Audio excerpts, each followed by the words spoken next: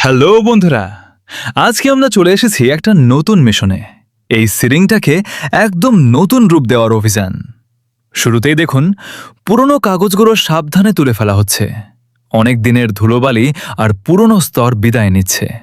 মনে হচ্ছে সিলিংটা বলছে, অবশেষে একটু স্বস্তি পেলাম। এরপর শুরু হলো পানি দেওয়ার কাজ। সিলিং এত পানি পেয়ে যেন গরমের দিনে ঠান্ডা শরবত খেয়ে ফেলেছে। পানি দেওয়া শেষ, এবার আসল কাজ। ধীরে ধীরে গিলাডিং দেওয়া হচ্ছে। প্রতিটি অংশ সুন্দরভাবে সমান করা হচ্ছে, যাতে পরে কোনো সমস্যা না থাকে।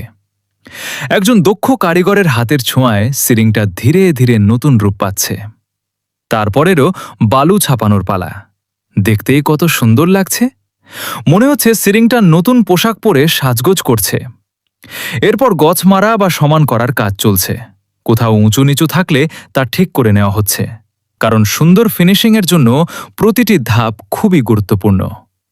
আর এখন সেই মুহূর্ত, যার জন্য এতক্ষণ অপেক্ষা। শুরু হলো ফিনিশিং। ধীরে ধীরে পুরো সিলিং একদম মসৃণ আর চকচকে হয়ে উঠছে।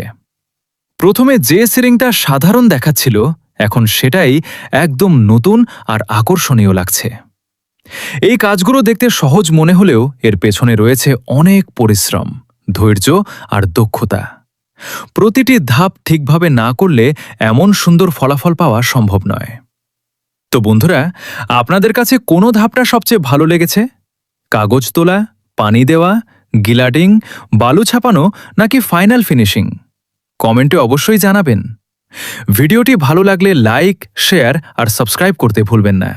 ধন্যবাদ সবাইকে। আবার দেখা হবে নতুন একটি কাজের ভিডিও নিয়ে।